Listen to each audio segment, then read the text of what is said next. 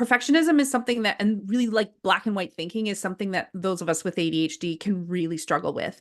And if we start to think like, okay, this is exactly what I'm going to do. Like say you create a plan for yourself. You're like, okay, this week I'm going to do all these things. You make a beautiful plan up with your nice stationery and all of this stuff.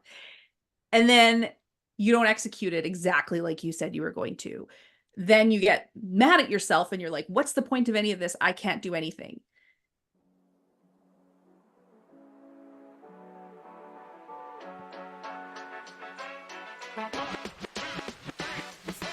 Hey everyone, I'm Megs, and you're listening to the Mindful Megs podcast, Organizing an ADHD Brain, where you will hear stories from me and others on how we organize both our brains and our lives while living with ADHD.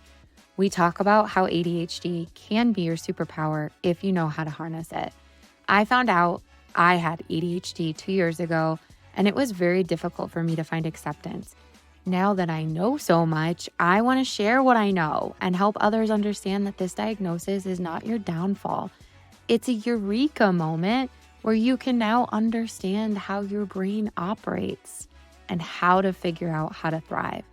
You can expect to feel inspired, like you're not alone, and learn about so many of the incredible organizational tools there are to help your head stay on straight. Thank you so much for tuning in. Welcome back to Organizing an ADHD Brain. I am here with the incredible Jenn Watts. Thank you so much for joining us today.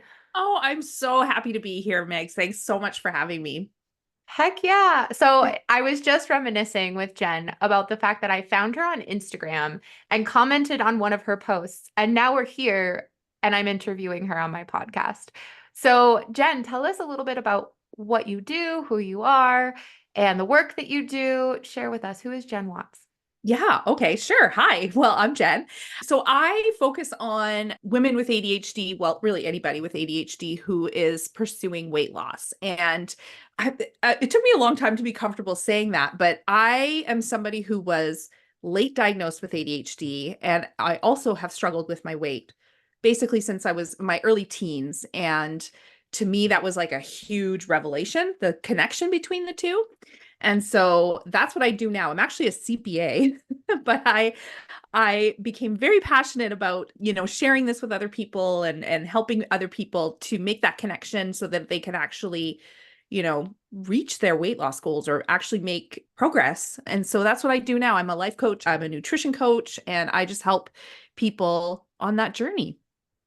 That is so cool. And I know I shared with you, I wish I knew all about this 8 years ago. And you were like, me too. Yeah, Which absolutely. Yeah. it's so telling, right? I feel like the more we talk about ADHD, the more we learn about our brains and how it's connected to food and emotions and the way we function in a not so neurotypical way. Mhm. So when did you find out you had ADHD and what was that diagnosis like? Yeah, I think my story is probably similar to a lot of, women in my position. So my child, one of my kids was diagnosed. So he was about, I think he was 7. So he's now 11 or 12. No, he's 11. So it was 4 years ago he was diagnosed and I knew nothing about it. Like I knew nothing about ADHD. He was kind of expressing a lot of the same things that I had struggled with as a kid. He was really anxious, really hard on himself. It's just interesting because now when I think about what a typical, little kid with ADHD is, it's not even the way my son was. But so he was diagnosed and I like did the deep dive, obviously, like reading everything I could, wanted to help him as best possible. And it never occurred to me that it was anything that affected me. I just figured, oh, it must have come from my husband's side of the family because through the whole process, learned there was quite a few people in his family who had it as well. But the more I read, and then it was honestly like people on social media, like Instagram and stuff like that. And I'd see all these posts about ADHD, especially in women. And I'd be like, yeah, whatever. Everybody's like that. Like, come on. But then I slowly started to realize, oh, actually, not everybody's like that. The reason it seems like everybody's like that to me is because I'm like that. And I don't know why nobody really asked if I had it because I was diagnosed with anxiety and depression when I was 13. and, experience so much of that stuff, which again is a very common thing. Like we get misdiagnosed and just treated as such. And I was a very functional mother and accountant. So nobody from the outside would have thought I was struggling, but it was very internal for me. So, anyhow, through all of that, I actually had to pursue the diagnosis myself. So I managed to see a psychiatrist who was like, yes, absolutely, you have it. And yeah, and then it was just, yeah, everything just opened up for me, it feels like, from there. Wow.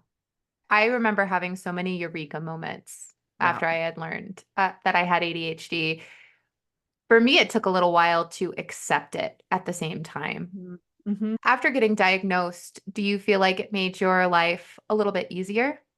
It's so interesting. I waffled for a long time, kind of like you, like second guessing it. And then it's almost like we kind of gaslight ourselves. Like, really, I don't really have this. Maybe I really am just kind of Yeah. lazy. Like maybe I am just kind of like, I just don't try hard enough, Or maybe I'm just super disorganized and, I'm just blaming it on ADHD, but I just have to try harder. I can't believe how much of that still happens. I'm a lot better now, but in the beginning, that really happened for a long time, was just like, oh, this is probably not real. And I didn't want to tell anybody because I felt like it was an excuse because you hear that narrative so much, right? Like of like, oh, come on, everybody does that, which is like what I just said earlier. But but I felt a little bit ashamed to tell anybody because I felt like people would think I was just trying to make excuses. But I did find so much comfort in realizing that all of these things that I thought were personality flaws or things that were wrong with me, it seemed like everybody else got it in life. And I was just on the outside looking in, being like, I don't understand any of this and I can't make it work. With the diagnosis, I was like, oh my gosh, there isn't anything wrong with me. My brain just works differently. And so, yes, so there's so much up and down of like not trusting it and then also finding tremendous relief in it. So, yeah, it's a real whirlwind. Yeah, it really is. And I love how you were talking about the shame that comes along with it, because something that I have come to terms with is, instead of putting myself down because of how my brain works, when I do something that I don't appreciate, I say, shoot, I didn't like that I did it that way, but I'm not going to put myself down for it. I'm going to accept that I don't want to do that again. And so I'm going to put something in place to ensure that I don't continue to make that same mistake, right? Like if forgetting a Mhm. birthday.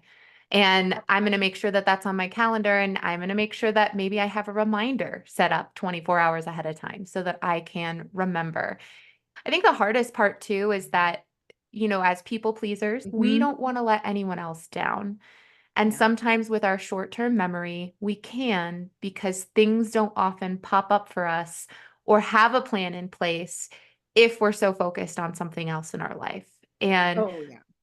so Yeah. giving ourselves the grace to know that it's not a character flaw. It's not, I am a forgetful person and that's like who I am for the rest of my life. It's more of, I don't have really great short-term memory because of the way my brain works. So I'm going to put tools in place that help me understand how I can be better. Oh, And and I love what you said. You use the word acceptance, like accepting, because that is a big part of what I work with people on, is awareness and acceptance. And that's been a huge, huge tool for me because I still find myself, or for a long time, really found myself still, even though I knew, okay, my brain works differently, I can't do things exactly like everybody else. I still would sort of subconsciously kind of have that expectation of myself. Like I'm still gonna, like I can still do everything just like everybody else and then be mad at myself at the end of the day when it didn't happen, right? And I find that really being aware of and accepting, like, okay, this is not how my brain works. I don't do things in this manner, and it's okay to do things differently. It's okay to have a different approach. That has been like really one of the only ways I've been able to make actual true change, rather than having this expectation that I should just do it like everybody else. And there's nothing wrong with me that I have to do it differently. It's okay. yeah, Yeah. and even that there is a different approach. I think that was a huge thing for me. Like, I didn't even know you could do it differently. It seems so Yeah. simple, right? Just think about it differently. And I want to dive into your business a little bit because I want to Mhm. learn so much more. I think it's so fascinating the way that you support women through their weight loss journey because Mhm. that's been something I've dealt with myself since I was 10, maybe. I remember thinking about my weight and then I looked in the mirror for so long and I would say, how do I figure out how to lose weight today? That is what I would do every single day when I would look at myself. Now, my journey is a little bit different in that I had bariatric surgery, but Mhm. I'm proud of that journey. I asked Yeah. for help, I got the help, and now I don't look in the mirror every single day and say, how do I become skinny? Because I feel so confident. Now, there's a lot of other work mentally that I had to do to Mhm. get myself into the position I am today. A lot of that is positive self talk, things like that. But tell us how you found yourself in this space and yeah, and about what you do. I'm so fascinated. Yeah. Well, first want to say too, I love that you are like you're not trying to hide the fact that you had bariatric surgery because there's so many tools out there and different tools work for different people and nobody should be shaming or judging anybody for whatever approach that they happen to take. So I love that. So, yeah, so I struggled with this since I was a teen and I'm still on my own weight loss journey, which I think is a big part of why I feel so passionate about this because I'm really in the trenches and I really understand this. But what I do is really help to make that connection between our traits and our symptoms and the way that we operate as people with ADHD and how that kind of factors into how you might have struggled with your weight in the first place and how that affects your attempts at trying to make change because there is so much noise out there. There are so many like do this, do that, don't do this when it comes to weight loss. And all of us, I think many of us with ADHD have really tried everything, right? And I mean, physiologically, it's all the same. It's, eat less, move more, which I have almost like a visceral reaction to that Oh my statement, gosh, but totally. Yeah. yes, Calories, but counting. Ah. oh gosh, yes, all of that. So yes, physiologically we're the same. Like that's kind of what you have to do to technically lose weight, but what goes into it, especially as somebody with ADHD, is so vast and there's so many other things we need to consider. And that's where I come in is that I just want to say like, hey, there's nothing wrong with you that you feel like you can't stick to things or you feel like something's missing or it's like white knuckling for you to try to just stick to these rigid plans because there's other components that you need to consider, and a big part of that is like our emotions. I know you talked to Jenna Free recently, and the way that she talks about it, I always picture the graph that she has that shows this like, this dysregulated state that we get in and how we want to kind of stay regulated in the middle. Obviously that he has a huge impact when you're trying to reach a weight loss goal. And so that's what I do is just work with people to help them to recognize the ways that it's impacting them and what are some of the different approaches that they can take to still be able to reach their goals, but not necessarily in the way that everybody else is doing it. Yeah. That's beautiful. And I appreciate that so much because that's the way that I approach organizing. I ask people so much about how they live their lives because a lot of ADHD comes with routines and things that trigger other things that we do. We don't necessarily have habits that we do without thinking of them because we are so in our brain all the time. So executive functioning skills are very hard for us. So even with organizing, my way of doing it with ADHD is going to be different than yours, which is going to be Yes. different than my neighbors, and Mhm. so on and so on and so on. I know for me, even with building my business or moving up through the corporate world, I always was seeking to find the perfect answer. Tell me how you did it. I'm going to do that too because I want what you have. It's like we can find out what other people did, but we still have to figure out what works for us Yeah. because we can't change everything about her. I can't be Jen Watts. You Mm-mm. can't be Mm-mm. Megs Crawford. And Yeah. there's absolutely nothing wrong with that. That's why there's coaches. That's why there's people out there working with individuals to help them see that there's a path for them that doesn't necessarily have a step-by-step method out there. Oh my gosh. what you just said is exactly it. We need to have autonomy in the process, right? Like everybody is different, and your life is not going to fit into the same box as everybody else's. And you actually being able to reach your goals is going to require you to have a plan that adapts to what your actual life is like. And oh my gosh, I totally lost my train of thought. Oh, yes. Classic.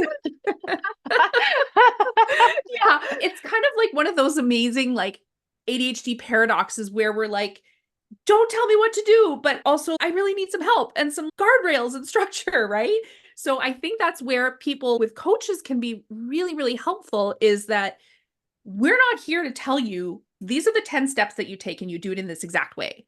That is never going to work for people. But what a coach can do is help you to say, like, okay, let's take a look at your life as it is. And what are your goals? And how can we build guardrails, structure, whatever you want to call it, strategies that are actually doable for you, make sense to you, and you have input into it, because we have to have input. Like the autonomy part of it is so important. It's so important. I love that. And so you're on your own journey. Yep. What kind of tools or strategies have you implemented into your own life to see the transformation? Can you tell us a story? Yeah, absolutely. One of the things that I learned in all of my like research and learning and everything about ADHD is that has been very revelatory for me with my journey has been how our brains work differently when it comes to our body cues. Because when I first was like, okay, ADHD and weight loss, like how does this all work? Everything kept coming back to intuitive eating.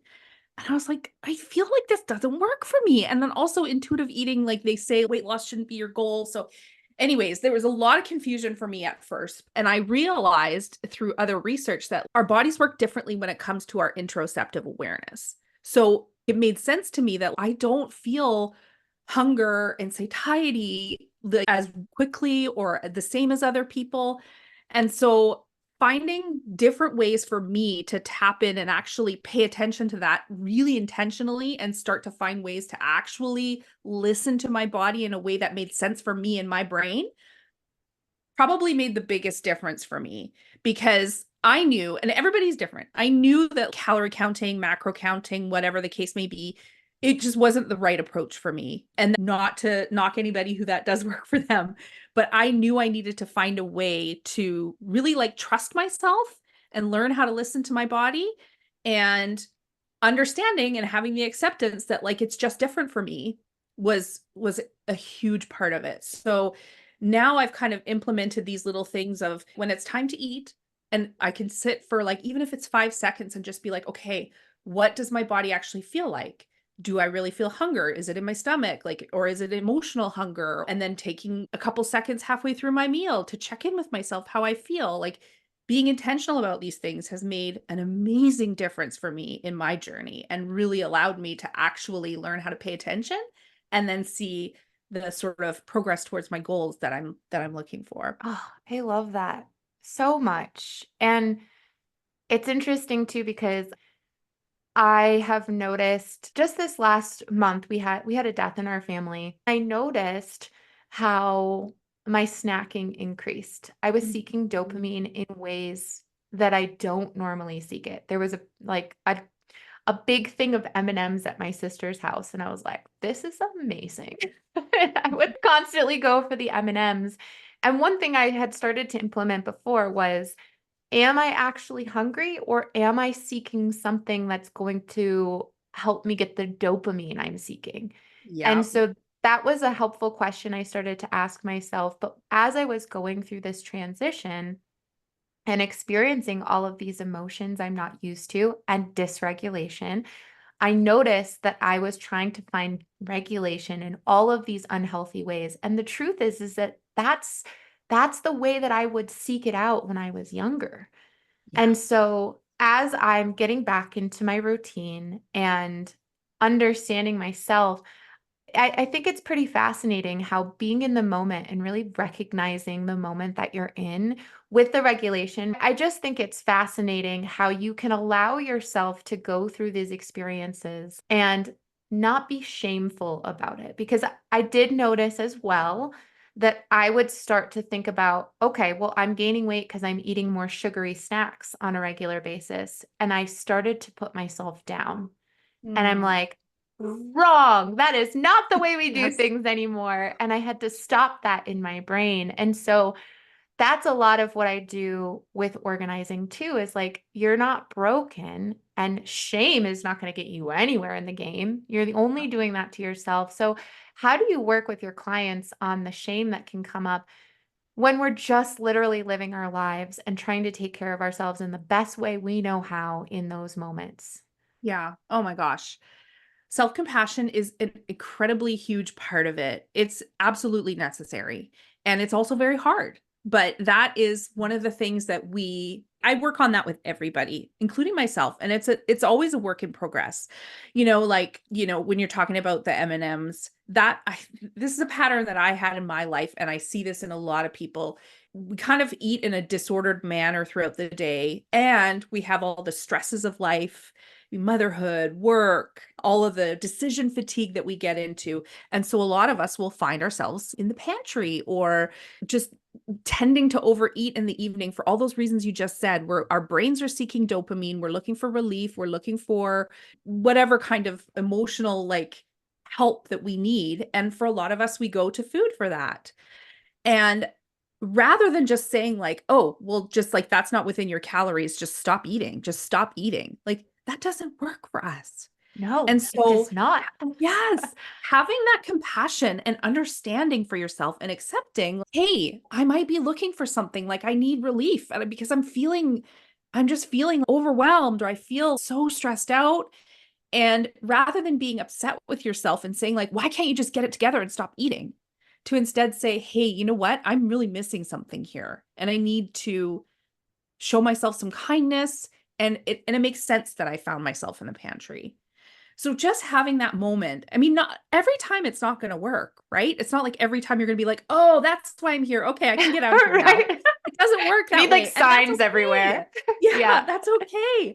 But we can start to recognize that that's why it's happening. And then that gives us the opportunity to kind of take a few steps back in the day and say, okay, yeah, you know what? I got really busy and I didn't finish my lunch. So maybe now I'm actually really hungry, but I'm after the things that aren't really going to satisfy me. Or you know what? My boss was being such a jerk today and it made me feel this way, and that's maybe what started this cycle and why I'm feeling this way.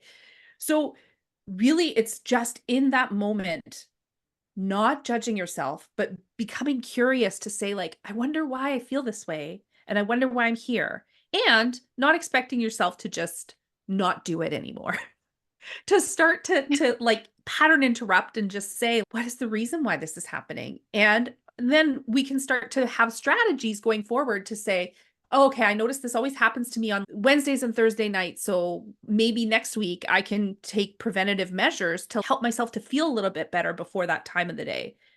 But just completely from a lens of not judging and just accepting that these are the kind of things that happen, and we can find ways to work with it. We are going to be right back to the podcast after this short break. Thank you so much for your support over these last couple of months. I wanted to remind you to leave a review wherever you listen to this podcast, because it really supports us and helps us continue the work we're doing towards ADHD, organizing, and really helping people understand that their brain is not broken. One of my favorite reviews out there on Apple Podcasts is called Not Just for People with ADHD. I first found out about Megs on another podcast where she was being interviewed. I absolutely loved her insight and positive outlook on things and could closely relate to her entrepreneurial journey. I didn't listen to her podcast right away because I thought I wouldn't be able to relate to the content, as I don't have ADHD myself, nor know anyone close who has been diagnosed, but I was wrong. This podcast is truly for anyone. The content is so relatable to everyday life. She is very positive and shares great perspective. Followed on both of my podcast apps so I can continue to follow her journey. Thanks for putting yourself out there, lady. And that's from Chelsea. Chelsea, thank you so much. Please go ahead and leave a review. If you go to Apple Podcasts, scroll all the way down to the bottom, you can tap to rate 5 stars, and then you can write a review with your thoughts. Feel free to reach out to me at any time. I'm always interested in what my listeners have to say. And thank you so much for those of you who have reached out already. Now back to our program with Jenn. And you say it in a way of it's not a you can just make a decision to do it tomorrow. Yeah. And that's the same with any change that you're trying to make in your life. When I think about making a big change, I want to be perfect at it right away. And Mm-hmm. oftentimes that is what holds me back from taking the steps that I need to take to get to that end result. Now that I've done so much work and understand my brain a little bit, I know that the big things that I want in the future are going to take baby steps to get there. Mm-hmm. So when it comes to weight loss, when it comes to organizing, when it comes to literally anything you want in your life, the first step is maybe just acknowledging that there's a change you want to happen. And it's okay that you don't start to take action on the change right away. But even just acknowledging it and becoming more aware, it's starting to get into that thought pattern of, I notice that I'm doing this. I'm not going to beat myself up over it, but there's a reason why I'm doing this. I want to acknowledge it. And I want to Mm-hmm. start to understand what's making me do this. And so, like, that is the beginning. It's a work in progress. And we start to notice these patterns that we have so that we can start to really understand how to live the lives that we really want to live. Oh, there's so many things I want to say about that. Even just taking baby steps, that can be really hard for us, especially if you're like you have a long ways to go in things like organizing or weight loss. But it is so important to break it down like that, because if we just have that end goal in mind, it can be so overwhelming that we just become paralyzed and do nothing. So breaking it down into small pieces and working towards achieving a small goal and making that into a habit can make such a big difference, because we get that sense of reward. We get that sense of like fulfillment that we actually achieved the little thing that we said we were going to do. And that helps us to keep going. Perfectionism is something that, and really like black and white thinking is something that those of us with ADHD can really struggle with. And if we start to think like, okay, this is exactly what I'm going to do. Like say you create a plan for yourself. You're like, okay, this week I'm going to do all these things. You make a beautiful plan up with your nice stationery and all of this stuff. And then you don't execute it exactly like you said you were going to. Then you get mad at yourself and you're like, what's the point of any of this? I can't do anything. The thing that's going to keep us going is having almost like a second plan of like, what am I going to do when things don't go exactly according to my, and how am I going to be compassionate with myself to say, yeah, I wanted to do it this way. It's not working out. Life happens. Things don't go exactly according to plan, but I can still keep going. You know, just like you, when you're in conversation with Bailey, one thing that I loved so much was how she talked about continuity rather than consistency. And I think about that a lot, like, especially when it comes to staying the path on our journeys, is what do I do in those moments so that I can just kind of keep going and not be mad at myself to the point where I just stop? Because it's so easy for that to happen. Yeah, it's so true. And Mm-hmm. there's nothing wrong with that because we ultimately have to fail. We've Yeah. got to have plans not go as planned so Yeah. that we can understand what's not going to work. That's part of what's so beautiful about taking action is that you have no idea what's going to happen when you start to take action. And you've got to accept that the results are going to be the results that they are. And then how are you going to modify things from there? And Mm-hmm. and that's what I think is so fascinating about making these different changes in your life and creating new neural pathways in your brain so that you can talk to yourself in a positive way. It's fascinating what we're able to do when we continue to try at something. Even Mm-hmm. when we feel like we might be failing miserably, it's all of those failures that are getting us to the next steps and to the Yeah. place that we ultimately want to be on the other side.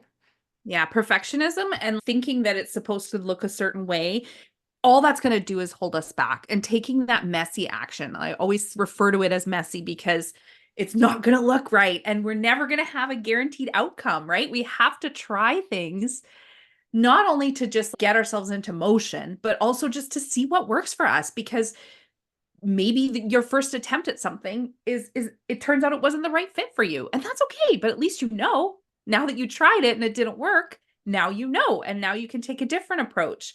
But, even like you were saying with, your client, like saying like, it's not going to be like this or like, perfect. We don't want it to be perfect, because if that's what the goal is, like say on a weight loss journey, if you think I am going to be 100%, I'm going to stick to everything exactly, the way that I planned it out, you can't live the rest of your life like that. And so what's going to happen if you say, yeah, I'm just going to like stick to my diet or whatever perfectly until I lose the weight? What's going to happen when you actually lose the weight?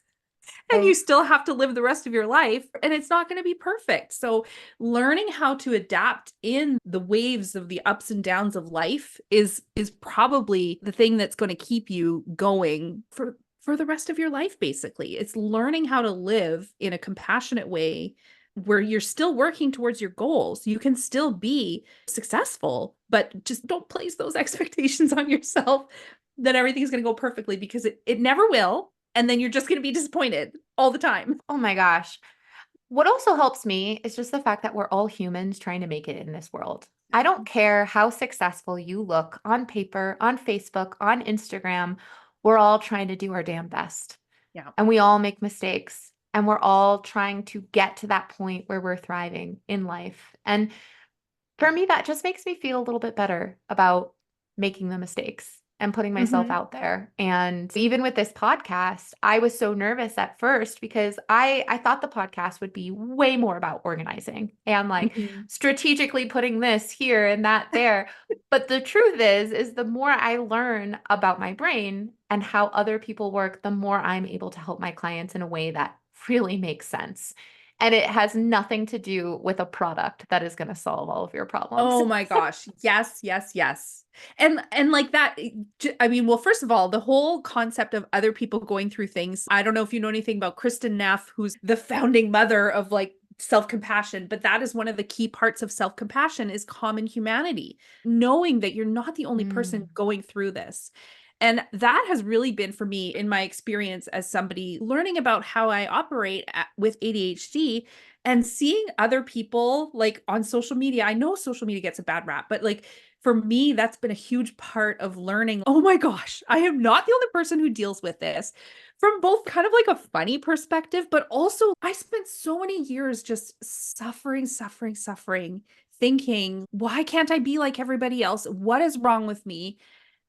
And now seeing other people experiencing that kind of stuff is, oh my gosh, it's just been like an instrumental change in my life, because I know I'm not alone and I know I'm not a broken person.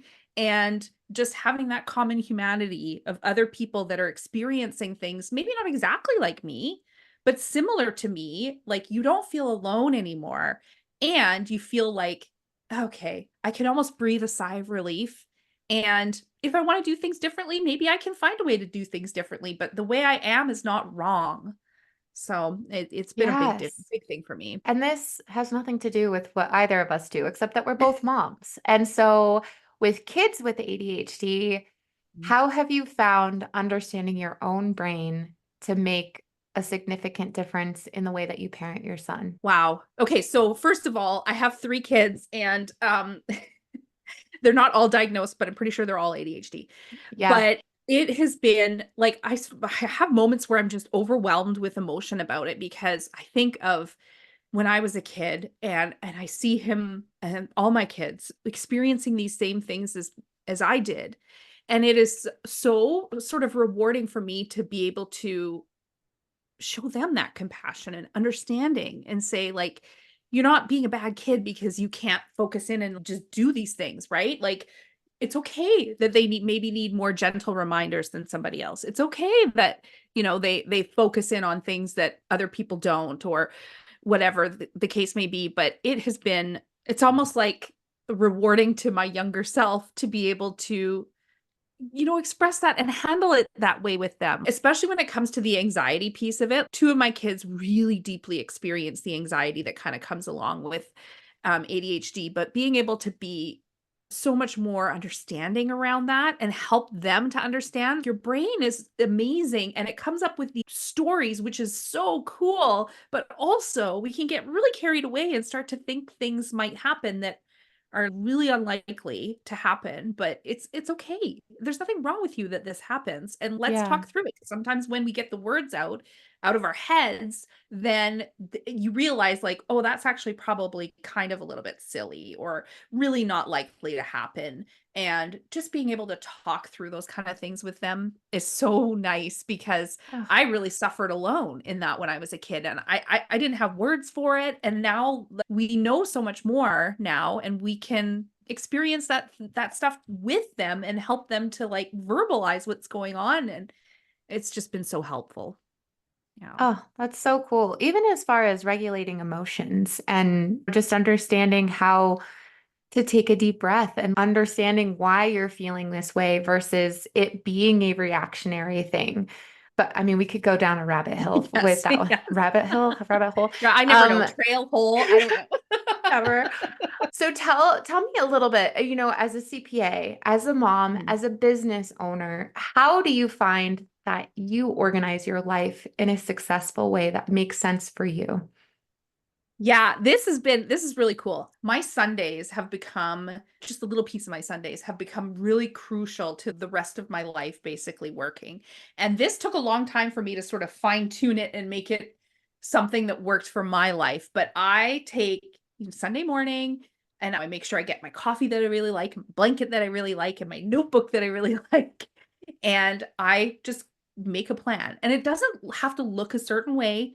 It's just sort of like loose plan of what's everybody doing this week? Is anybody traveling? What's happening? And then even as far as to think of like, go take a quick look in the fridge and the freezer. What kind of food do we have on hand that we want to use up? And just have a strategy, a really loose strategy. It's not like this is what we're doing every single day for this week, but just to say like, okay, I'm going to make sure I have things on hand to do this. So just having this general malleable idea of what I'm going to do for the week has made such a big difference for me because if I have like everything I need on hand to make the week work, like when it comes to food in particular, I'm getting rid of that decision fatigue and I'm just ready for whatever comes up. It makes me feel so much more equipped. So that has been a game changer for me. But it took some time to find the way that works for me, right? And that's what's really important is I'm not doing this in a way that I saw somebody on Instagram do it and that's how I do it now. It was like trial and error of figuring out what works for me, what works for my family, what I actually like to do and what will I continue to do. So that's a big Yeah. part of it. That's how I organize my life. I love that because while I don't take time on Sundays, I take time. I wake up at 5 a.m. every single morning so that I have time for myself to Mm, really think and to start to plan. It doesn't always go perfectly. Sometimes I let myself do other things, but most of the time I'm meditating, I am journaling, and then I'm planning for the day, but not necessarily in a rigid, strict way, but more along the lines, I'll still set reminders for myself because that's so mhm. important. We have to, But right? yeah, but also I did not learn it from someone somewhere Mhm, else. I literally just knew and started to understand I had to take that time for myself, no matter what. And I think that wherever you find that, I think the biggest takeaway is find time for yourself, whether it's Sunday mhm, morning, whether it's every morning at 5 a.m., or if that despises you so much, maybe it's from 8 to 9 p.m. where mhm. you have a cozy blanket, right? You create this space of loving for yourself where you get to focus on the things you know that are going to make your life easier. How cool. Mhm. I I love know, that. absolutely. Yeah, love it too. And that space that you create for yourself, I think, is just so important because our brains can take us on a train ride as soon as we Mhm, get up in the morning. We can start to go, go, go because we're so used to that. But mhm. taking time to slow down and get into what matters is a game Yeah. changer. And a big part of that too is I find with moms that I work with and myself too, dealing with the guilt that comes along with that. Like, oh, Mm. I can't take time for myself. I can't do that. That's so selfish. No, it's not. No, it's not. Like, it's necessary. We need to recharge ourselves, in order to be the mom that we want to be or the person that we want to be throughout the day. It's really important. And it's not selfish. It's important. Yeah. And to highlight that, we grew up in a world where we saw women giving themselves so much without getting paid for it, but Mhm. to seriously just see them giving, giving, giving until they broke down to the point that they couldn't give anymore. But when you think about filling yourself up, call it whatever the heck you want. You want to call it selfish, call it whatever you want. When you are able to fill up your own damn cup to the Mhm. point where you're bursting with the life and the light that's inside of you, you get to show up for people in ways you couldn't even imagine. If you're not able to fill up yourself first and love yourself first, you're not showing up in the same way that you could be, which I think is why, again, when we come back to being selfish, call it selfish. Who cares? Put a Mhm. positive spin on it because you get to show up for others in a totally different way when you are selfish in a very positive way. Exactly. And that's what I want to show to my daughters too, is Yeah. exactly what you were just saying. I don't want that to be the example of what a mother is somebody who like has no sense of self and is just always striving and working for other people and has no sense of self. Like I want them to see it's very important to take time for yourself and to Yeah. recharge and to rest and incorporate all those things into your life. I think it's so important because they see the flip side of that. When I go through periods where I'm not doing that, mom's not very very fun to be around, Yeah. and I don't want that for them. So keeping that in mind has been really helpful to make me feel like it makes so much sense and it's really important for me to do those kind of things because I'm setting the example for them. Heck yes, woman. You keep on setting that example. And we're going to keep setting that example for all you other women out there who need Yes. to hear this because it's okay to take time for yourself. Yeah. Oh, 100%. this is such an amazing conversation. Can you share with us when it comes to ADHD, what would you consider as your superpower? Just finding solutions like that, thinking outside of the box. I can look back and see this in my accounting career because I was always the person that could like figure out the really complex stuff that everybody was like, this is just a mess. Nobody can do anything with it. Oh, give it to Jen. She'll figure it out. That has been I believe, my superpower has been just this crazy problem solving in a way that just nobody thinks like me. We all think so differently. And I think we need to celebrate that so much more than we do. But just yeah, my superpower would be just this sort of creative, really unique kind of problem solving ability. And I've kind of incorporated that into how I deal with all of this stuff and keep pursuing my weight loss goals is just finding the ways that work for me as obscure and interesting as they might be. I really believe that ADHD has helped to make that possible in so many ways in my life. And so that is my favorite part of it for sure. That's beautiful. And thank you for sharing because I agree. Our brains Yeah. are incredible. Where can Yes. my listeners find you? Yeah, so I am mostly on Instagram at Balance Living with ADHD. I'm working on my website, balancelivingwithadhd.com. And then my podcast, also called the same thing, Balance Living with ADHD. So that's where you can find me. Heck yes. Everybody should go follow you. I follow you. I feel so joyful whenever I see your posts Oh, online. Also because I know what kind of a generous and beautiful human you are. So, oh, thanks, Meg. yeah, absolutely. Thank you so much for joining me today. And I can't wait to share a conversation with everyone. Thanks, Megs. Wow, that was such an incredible episode with Jen. I absolutely love her. So I wanted to share with you some of my biggest takeaways. The first one here is stop putting yourself down. You're not broken. You're learning new ways to live with ADHD. Find the acceptance because in that, it's going to empower you to live a better life in one that you can thrive. Number two, even losing weight is different when you have ADHD. And white knuckling yourself through weight loss is not going to work. Weight loss needs to work with your existing life. Organizing needs to work with your existing life. And making small changes that implement teeny tiny changes is really what's going to pay off in the end and add up to so much more, even if it doesn't feel like it right away. Number three, body cues might be different with people with ADHD too. Check in with yourself. I could totally relate to what Jen was saying as far as not being able to recognize when I was actually full or when I was actually hungry. A lot of it was because my brain was looking for the dopamine that I didn't realize I didn't have on a regular basis. Four, Have compassion and kindness for yourself, and have a plan when you fail, because you're going to fail. You're not going to do things perfectly. So, what is it going to look like when that happens? And how can you show yourself kindness through this process? 5, learning about your own ADHD is just going to help you support your own kids even better, whether they have ADHD or not. It helps you look at your brain in a different way so that you can help them understand their own emotions when they're going through something. Number 6, take time for yourself.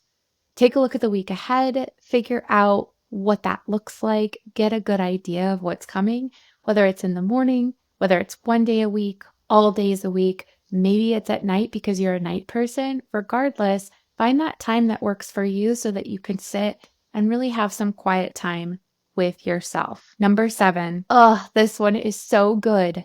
Let your kids see you taking time for yourself. When you think about how busy we can sometimes be, do you want your kids to do that one day? Do you want them to feel so overwhelmed with life that they don't know how to conquer their goals?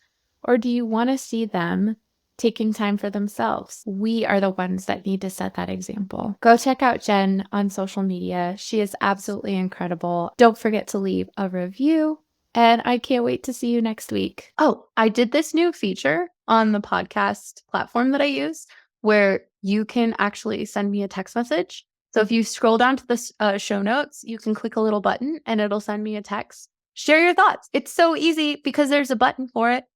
So cool. I mean, there's other ways to get in touch with me in the show notes too, but try it out. I'm so curious how it works. And I would love to post a text message that I get. So you guys are amazing. Thank you for all of your feedback. I have been hearing some beautiful, beautiful things about the podcast. So thank you. It keeps me going. If you would like to support the podcast in any way, shape, or form, please consider joining my Patreon account where I'll post some additional content and some wise words from me, if you will.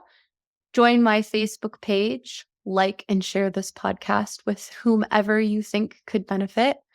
I also have this amazing woman who is my friend. She owns a small batch skincare business in Colorado, and I have been using her CBD bath bombs forever.